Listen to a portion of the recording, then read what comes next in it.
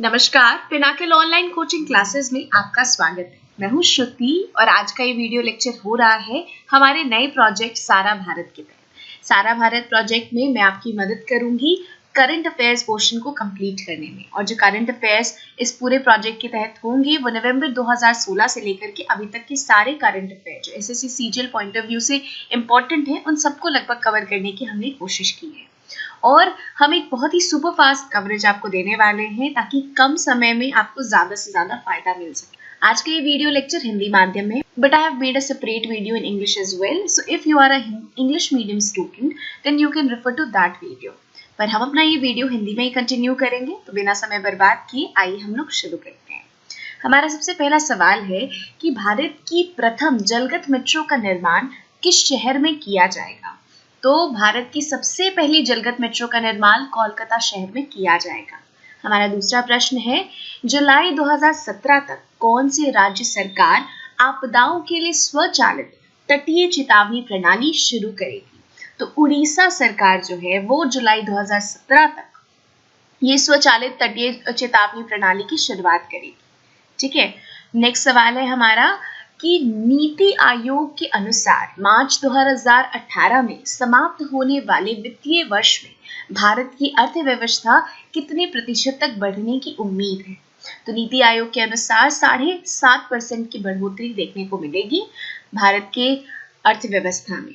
ठीक है, अगला सवाल है कि भारतीय मूल की लियो वार्डकर जो कि एक डॉक्टर है वो किस देश के सबसे युवा प्रधानमंत्री होंगे।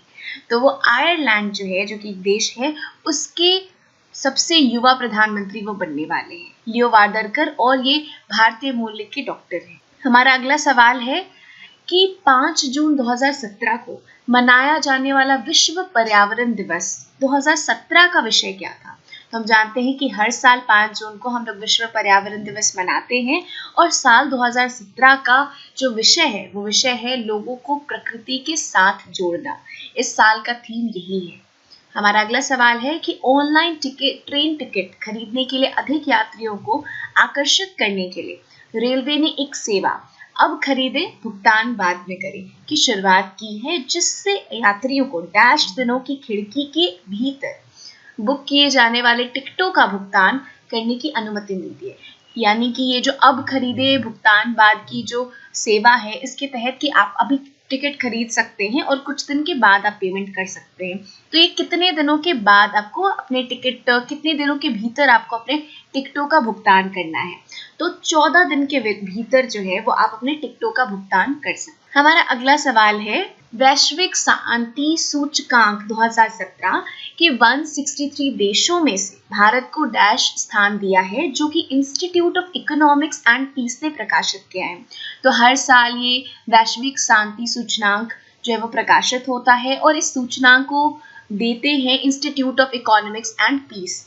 ठीक है, तो 163 देशों में से भारत को इसमें जो स्थान मिला है वो आपका 137वां है।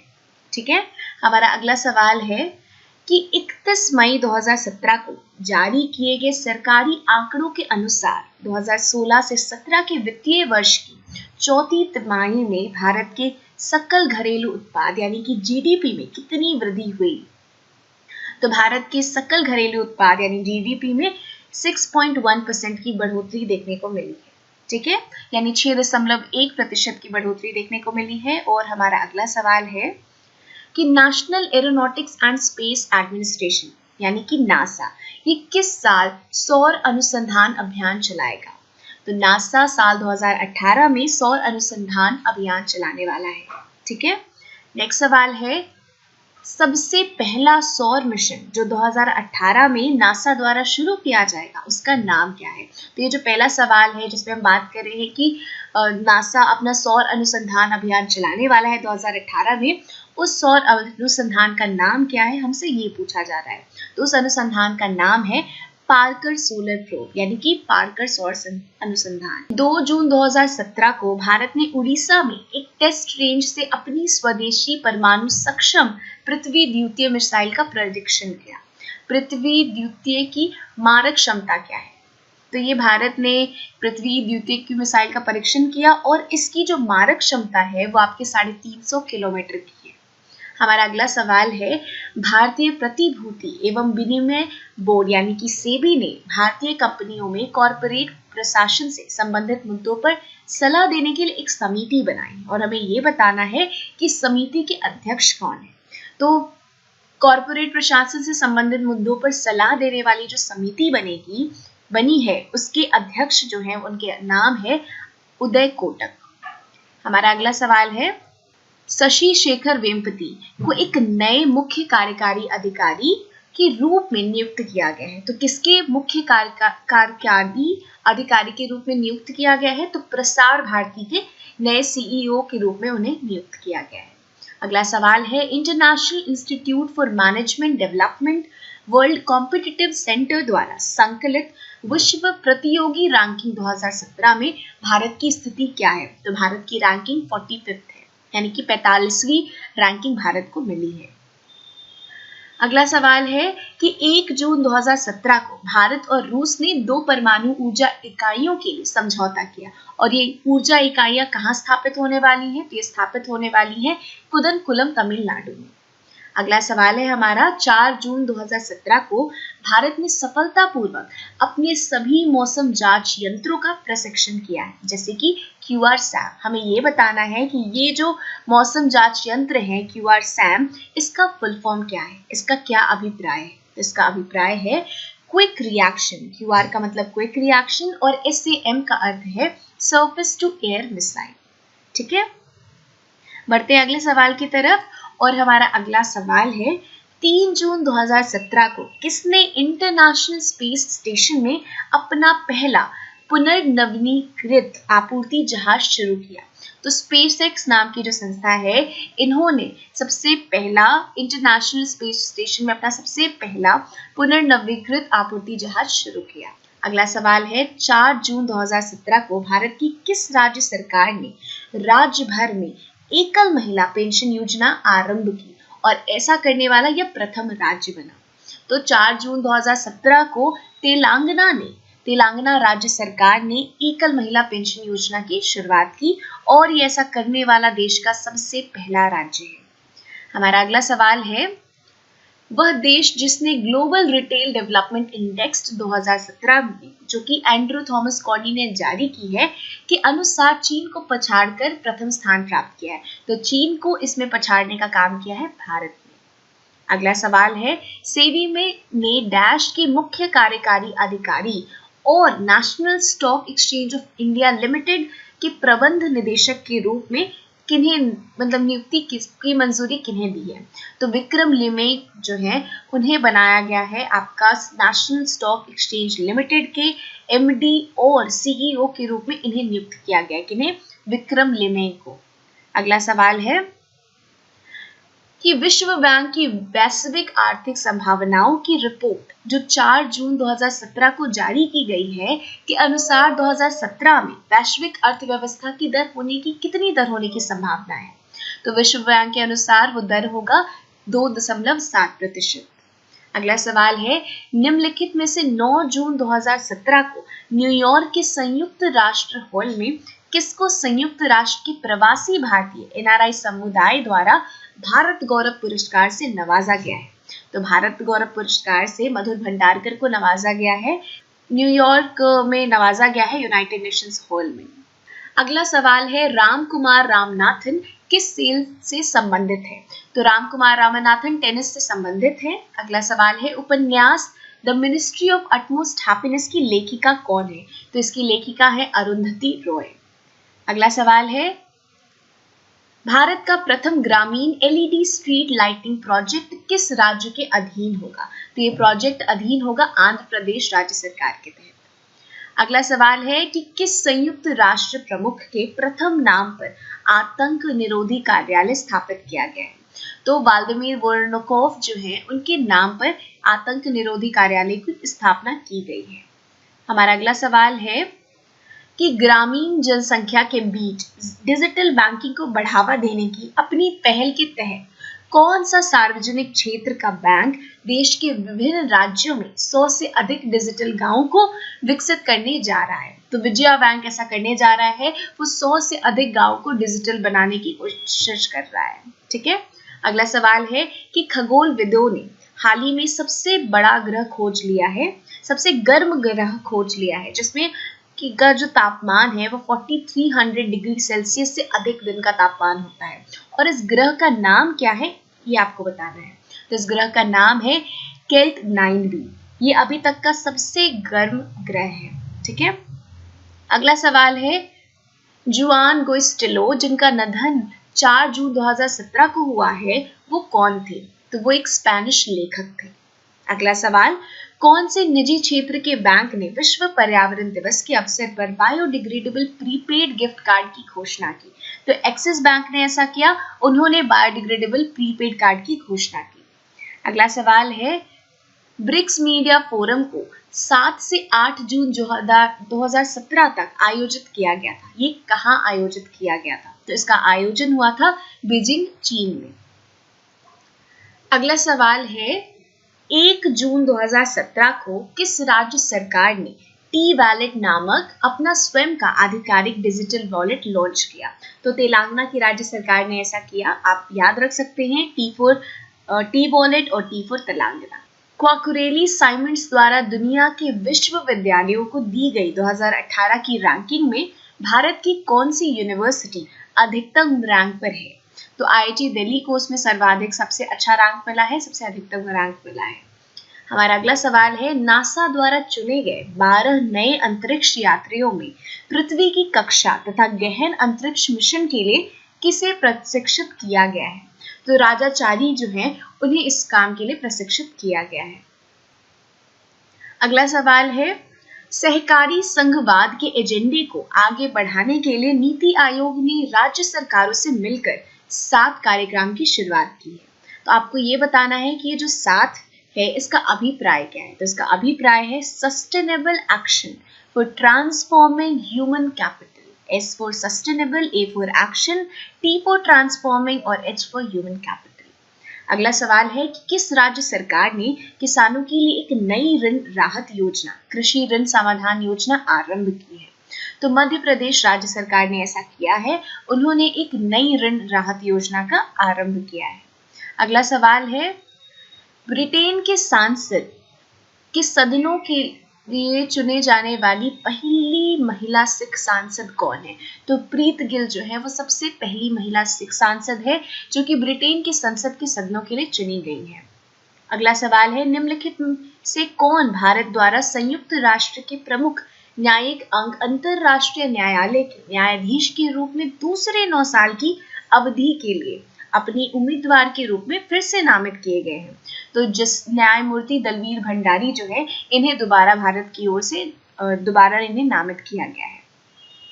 अगला सवाल है 10 जून 2017 को पुणे में एशियाई जूनियर टेनिस चैंपियनशिप के तहत अंडर 14 डबल्स का खिताब किसे मिला है? आपको ये बताना है। तो धनिया शाह और सन्मय गांधी इन्हें ये खिताब मिला है।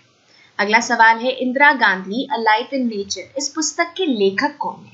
तो इस पुस्तक के लेखक है जयराम रमेश। अगला सवाल है 9 जून 2017 को वस्तु एवं सेवा कर यानी कि जीएसटी काउंसिल ने कितने क्षेत्रीय समूह की जीएसटी पर आम सहमति का आश्वासन दिया है? तो 18 क्षेत्रीय समूह ऐसे हैं जिसमें कि जीएसटी काउंसिल ने अपनी सहमति का आश्वासन दिया।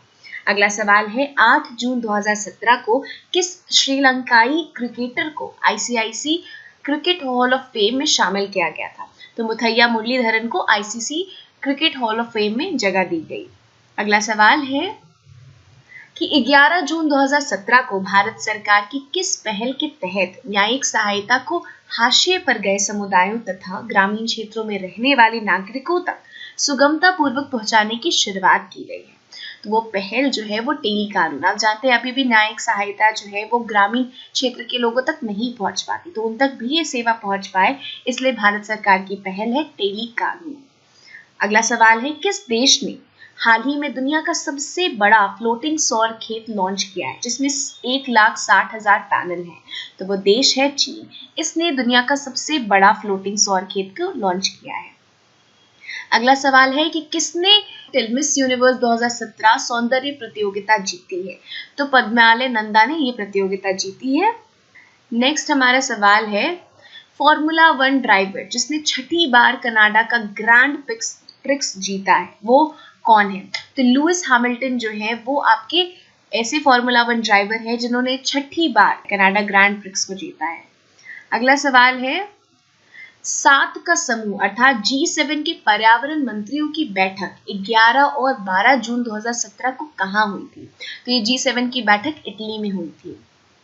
अगला सवाल अनु यात्रा जो कि अलग अलग दिव्यांगों के लिए एक सशक्तिकरण कार्यक्रम है, इस कार्यक्रम की शुरुआत किस राज्य सरकार ने की है? तो अनु यात्रा की ये जो कार्यक्रम है इसकी शुरुआत केरल सरकार ने की है। अगला सवाल समुद्री कानून के इंटरनेशनल ट्रिब्यूनल की जज के रूप में निर्वाचित होने वाली पहली भारतीय महिला कौन है? तो सबसे पहली भारतीय महिला जो निर्वाचित हुई है उनका नाम है नीरू चड्ढा। अगला सवाल ग्लोबल इनोवेशन इंडेक्स GII 2017 में भारत ने कौन सा स्थान प्राप्त किया है? तो भारत ने 60वां स्थान प्राप्त किया है। 14 जून 2017 को सार्वजनिक क्षेत्र की तेल कंपनियों IOC, BPCL और HPCL ने संयुक्त रूप से दुनिया की सबसे बड़ी रिफाइनरी और पेट्रोकेमिकल स्थापित करने के लिए एक समझौते पर महाराष्ट्र के डैश जिले में हस्ताक्षर किए। तो वो कौन से जिले में इन्होंने हस्ताक्षर किया है? तो रत्नागिरी जिले में हस्ताक्षर हुआ है। अगला सवाल है किस बॉलीवुड अभिनेत्री को भारतीय वन्य जीव संस्था के ब्रांड एम्बेसडर के रूप में नियुक्त किया गया है? तो दिया मिर्जा जो है उन्हें नियुक्त किया गया है वन्य जीव संस्था के ब्रांड एम्बेसडर के रूप में। अगला सवाल इजरायली लेखक डेविड ग्रासमैन ने अपने किस उपन्यास के लिए पुरुष बुकर इंटरनेशनल प्राइज जीता है? तो उस उपन्यास का नाम है a horse walks into a बार। अगला सवाल कौन सा माल और सेवा कर नेटवर्क में कार्यकारी उपाध्यक्ष सेवा के रूप में नियुक्त किया गया है? किन्हें उपाध्यक्ष के रूप में नियुक्त किया गया है GST नेटवर्क में? तो उनका नाम है काजल सिंह, इन्हें नियुक्त किया गया है। अगला सवाल है हमारा कि केंद्र सरकार ने बैंक खाता खोलने और डैश से ऊपर के वित्तीय लेन देन के लिए आधार को अनिवार्य बना दिया है। आपको बताना है कि किससे ऊपर वित्तीय लेन देन में आधार कार्ड जरूरी है। तो 50,000 अथवा उससे अधिक के लेन देन करने पर आधार कार्ड अनिवार्य है। अगला सवाल है कौन सा क्रिकेटर एक दिवसीय अंतरराष्ट्रीय क्रिकेट में 8,000 रन बनाने वाला सबसे तेज बल्लेबाज बन गया है? तो उस बल्लेबाज का नाम है विराट कोहली। अगला सवाल है किस राज्य सरकार ने राज्य के मानवमीन सुंदरानुम विश्वविद्यालय के सभी कॉलेजों में ट्रांसजेंडर समुदाय के लिए मुफ्त शिक्षा की घोषणा की है? तो तमिलनाडु राज्य सरकार ने ऐसा किया है। अगला सवाल है पूर्व जर्मन चांसलर जर्मन एकीकरण के वास्तुकार के रूप में जिन्हें जाना जाता था, उन्हें 16 जून 2017 को उनका निधन हो गया। उनका नाम क्या था? उनका नाम था हेलमट कोहेल। ठीक है, नेक्स्ट क्वेश्चन है हमारा 17 जून 2017 को विदेश मंत्री सुषमा स्वराज ने नई दिल्ली में एक समारोह में युवा विदेशी भारतीयों के लिए KIP का उद्घाटन किया है। आपको ये बताना है कि KIP का फुल फॉर्म क्या है। तो KIP का फुल फॉर्म है भारत को जाने कार्यक्रम, यानी कि नो इंडिया प्रोग्राम। अगला सवाल Asia infrastructure investment bank AIIB की दूसरी वार्षिक बैठक 16 जून 2017 को कौन सी जगह आयोजित की गई थी? तो इसकी बैठक दक्षिण कोरिया में आयोजित की गई थी। अगला सवाल है भारत में कौन सा कार्यालय बाजार दुनिया के 9 सबसे महंगे मुख्य कार्यालय बाजार में शामिल है? तो दिल्ली का कनॉट प्लेस इसमें शामिल है। अगला सवाल है दवा की रानी 2017 ट्रांसजेंडर महिलाओं के लिए एक पहली सौंदर्य प्रतियोगिता हाल ही में आयोजित की गई थी। आपको ये बताना है कि ये कहाँ आयोजित की गई थी। तो ये केरल में आयोजित हुई थी। ठीक है, नेक्स्ट क्वेश्चन है हमारा कि विश्व T20 चैंपियनशिप का 7वें संस्करण जो अगले साल आयोजित होने वाला था उसे कब तक के लिए स्थगित कर दिया गया है? तो उसे 2020 तक के लिए स्थगित कर दिया गया है। अगला सवाल है 1 जुलाई 2017 से लागू किए गए व्यापक कर सुधारों के कार्यान्वयन के लिए किस बॉलीवुड अभिनेता को सरकार द्वारा वस्तु एवं सेवा कर को बढ़ावा देने के लिए नियुक्त किया गया है? तो अमिताभ बच्चन को इस कर को बढ़ावा देने के लिए नियुक्त किया गया है। हमारा फिर अगला सवाल है 19 जून 2017 को भारत के मंगल ऑर्बिटर मिशन मॉम, जिसे मंगलयान के रूप में भी हम जानते हैं, वो मंगल ग्रह की कक्षा में धरती के कितने दिनों को उसने पूरा किया है? तो उसने 1000 दिनों को पूरा कर लिया है। फिर अगला सवाल है 19 जून 2017 को किस राज्य सरकार ने नर्सरी से पीएचडी तक सरकारी स्कूलों और कॉलेजों में लड़कियों के लिए मुफ्त शिक्षा की घोषणा की है? तो ऐसा करने वाला राज्य है पंजाब। पंजाब में लड़कियों को नर्सरी से पीएचडी तक की पढ़ाई सरकारी स्कूल एवं कॉलेजों में मुफ्त होगी। अगला सवाल है कि रामनाथ कोविंद ने राष्ट्रीय लोकतांत्रिक गठबंधन के राष्ट्रपति पद के उम्मीदवार के रूप में अपना नामांकन करने के बाद डैश के पद से इस्तीफा दे दिया था। तो किस पद से इन्होंने इस्तीफा दिया? तो बिहार के राज्यपाल के पद से इन्होंने इस्तीफा दिया है। अगला सवाल है पीके काओ, जिनका निधन 18 जून 2017 को हुआ, वो एक प्रसिद्ध क्या थे? तो वो एक प्रसिद्ध भौतिक विज्ञानी थे। इसके बाद हमारा सवाल है भारत का वह शहर जहां पर अनियंत्रित यातायात को नियंत्रित करने के लिए रोबोट का इस्तेमाल किया जाता है, वो कौन सा शहर है? तो इंदौर वो शहर है जहां पर ऐसा किया जाता है। अगला सवाल है किस देश ने हाल ही में दुनिया की पहली ट्रेन का अनावरण किया है जो धातु पटरी के बजाय सेंसर तकनीक का उपयोग कर एक आभासी ट्रैक पर चलती है? तो ऐसा करने वाला सबसे पहला देश और जिसने ऐसा किया है पहली बार, वो देश है चाइना। अगला सवाल है कि 2017 वर्ल्ड एयरलाइन पुरस्कार में सर्वश्रेष्ठ एयरलाइन के रूप में कौन सी एयरलाइन को चुना गया है? तो कतर एयरवेज को सर्वश्रेष्ठ एयरलाइन का पुरस्कार मिला है। अगला सवाल है हमारा कि भारत का वो पहला शहर जहां पर डीजल आपकी दरवाजे तक पहुंचाया जाता है, वो शहर है बेंगलुरु। नेक्स्ट क्वेश्चन है हमारा कि 23 जून 2017 को केंद्र सरकार ने स्मार्ट सिटी मिशन के तहत स्मार्ट शहरों के रूप में विकसित करने के लिए 30 शहरों के एक अन्य सूची की घोषणा की और इस सूची में प्रथम स्थान किसने प्राप्त किया?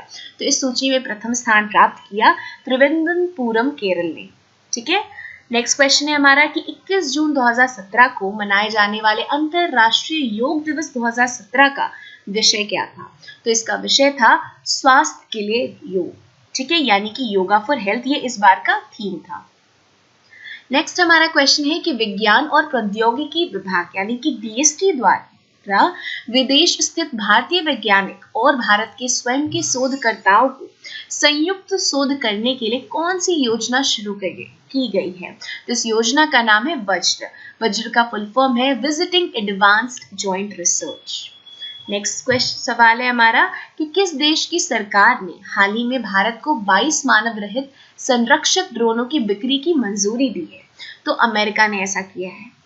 हमारा अगला सवाल है कि 22 जून 2017 को विज्ञान और शोध में उत्कृष्ट योगदान के लिए वैज्ञानिक उत्कृष्टता के लिए बीजू पटनायक अवार्ड किससे प्रदान किया गया?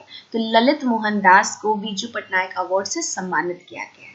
अगला सवाल है 23 जून 2017 को भारतीय अंतरिक्ष अनुसंधान संगठन इसरो ने आंध्र प्रदेश के श्रीहरिकोटा स्थित सतीश धवन अंतरिक्ष केंद्र से डैश उपग्रह और 30 नैनो उपग्रह को लॉन्च किया। आपको ये बताना है कि वो कौन सा मुख्य उपग्रह, उसका नाम क्या है? तो उसका नाम है कार्टोसैट 2E। ठीक है, ये उस उपग्रह का नाम है जिसे अभी हाल ही में लॉन्च किया गया कि 22 जून 2017 को भारत ने एक इतिहास बनाया। नासा ने 18 वर्षीय तमिलनाडु छात्र रिफात शाहरुख और उनकी टीम द्वारा निर्मित दुनिया का सबसे हल्का उपग्रह कलाम सैट छोड़ा और ये कलाम सैट पूर्व राष्ट्रपति एपीजे अब्दुल कलाम के नाम पर रखा गया था। आपको ये बताना है कि इस उपग्रह का वजन कितने ग्राम के आसपास है? तो इस उपग्रह का वजन जो है वो 64 ग्राम के आसपास है। अगला सवाल है कि विश्व कुश्ती मनोरंजन यानी कि WWE प्रतिस्पर्धा करने वाली में भाग लेने वाली पहली भारतीय महिला कौन बनेगी? तो उनका नाम है कविता देवी। वो जो है वो सबसे पहली भारतीय महिला है जो कि WWE में पार्टिसिपेट करेगी। अगला सवाल है कि आपको ये बताना है कि अंतरराष्ट्रीय ओलंपिक दिवस वो हर वर्ष किस तारीख को मनाया जाता है? हर साल 23 जून को इसे मनाया जाता है। अगला सवाल 22 जून 2017 को किसने बिहार राज्यपाल या अतिरिक्त प्रभार के रूप में किसने शपथ ली? तो केशरीनाथ त्रिपाठी ने ऐसा किया। इसके बाद हमारा अगला प्रश्न है कि नागरिक उड्डयन मंत्री अशोक गजपति राजू ने कहा सरकार ने डैश में एक ग्रीनफील्ड हवाई अड्डा स्थापित करने के लिए एक प्रस्ताव को मंजूरी दी है जो अगले 5 से 6 वर्षों में चालू होने की संभावना है। आपको बताना है कि कहाँ पे इस ग्रीनफील्ड हवाई अड्डे को स्थापित करने की मंजूरी मिल गई है। तो मंजूरी मिली है ग्रेटर नोएडा में। अगला सवाल है, किस राज्य सरकार ने बाल विवाह का मुकाबला करने और राज्य में लड़की की शिक्षा को सुनिश्चित करने के उद्देश्य से अपने पहल के लिए प्रतिष्ठित संयुक्त राष्ट्र लोक सेवा पुरस्कार जीता है? तो पुरस्कार जीता है पश्चिम बंगाल राज्य सरकार ने। अगला अब हमारा सवाल है कि निम्नलिखित में से कौन कनाडा की न्यायपालिका के लिए नियुक्त की जाने वाली पहली पगड़ीधारी सिख बन गई है? तो सबसे पहली पगड़ीधारी सिख जिनका कनाडा की न्यायपालिका में नियुक्त हुई है उनका नाम है पलविंदर कौर। अगला सवाल, अंतरराष्ट्रीय एक दिवसीय क्रिकेट में भारत का प्रतिनिधित्व करने वाले प्रथम भारतीय पुरुष खिलाड़ी कौन है? तो उनका पहला नाम है कुलदीप यादव। अगला सवाल है हमारा कि पुरी स्थित जगन्नाथ मंदिर ये भारत के किस राज्य में स्थित है? तो ये उड़ीसा में स्थित है। अंतरराष्ट्रीय क्रिकेट परिषद के उपाध्यक्ष के रूप में किसको नियुक्त किया गया? इमरान ख्वाजा जो हैं उन्हें आईसीसी के उपाध्यक्ष के रूप में नियुक्त किया गया है। हमारा अगला सवाल है कि किस बॉलीवुड अभिनेत्री को भारतीय फिल्म महोत्सव मेलबर्न के एम्बेसडर के रूप में नियुक्त किया गया है? तो विद्या बालन को भारतीय फिल्म महोत्सव मेलबर्न के एम्बेसडर के रूप में नियुक्त किया गया है। हमारा अगला सवाल है, राष्ट्रीय शिक्षा नीति का मसौदा तैयार करने के लिए मानव संसाधन विकास मंत्रालय केंद्रीय समिति द्वारा किसको नियुक्त किया गया है? ठीक है, तो ये आपके जो राष्ट्रीय शिक्षा नीति का मसौदा तैयार करने वाले जो केंद्रीय समिति है उसके लिए नियुक्त किया गया है के कस्तूरी रंगन को। अगला सवाल है हमारा कि किस भारतीय बैडमिंटन खिलाड़ी ने 25 जून 2017 को सिडनी में ऑस्ट्रेलियाई ओपन फाइनल में ओलंपिक और विश्व चैंपियन चेन लॉन्ग पर एक अविश्वसनीय खेल जीतकर चौथा सुपर सीरीज खिताब अपने नाम किया है? तो उस भारतीय बैडमिंटन खिलाड़ी का नाम है श्रीकांत किदवई। अगला सवाल, किस अंतरराष्ट्रीय वित्तीय संगठन ने 250 मिलियन अमेरिकी डॉलर के ऋण को मंजूरी दे दी है जिसके द्वारा भारतीय युवाओं को पुनः कौशल द्वारा रोजगार योग बनाया जाएगा? और विश्व बैंक ने ऐसा किया है, उसने 250 मिलियन अमेरिकी डॉलर के ऋण को मंजूरी दे दी है। हमारा अगला सवाल है कि फेमिना मिस इंडिया 2017 का खिताब किसने जीता है? तो ये खिताब जीता है मानुषी चिल्लर ने। अगला सवाल, सूक्ष्म लघु और मध्यम उद्योगों के क्षेत्र में सूचना एवं संचार प्रौद्योगिकी को बढ़ावा देने के लिए भारत सरकार द्वारा किस योजना को लागू किया जाएगा? तो इस योजना का नाम है डिजिटल एमएसएमई। इस योजना को लागू किया जाएगा। फिर अगला सवाल है, किस बॉलीवुड अभिनेत्री को सरकार की प्रमुख कौशल भारत अभियान के लिए राजदूत नियुक्त किया गया? तो प्रियंका चोपड़ा को कौशल भारत अभियान के राजदूत के रूप में नियुक्त किया गया है।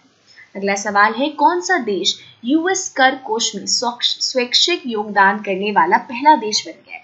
तो भारत पहला देश बन गया है जो स्वैच्छिक रूप से यूएस कर कोष में योगदान दे रहा है।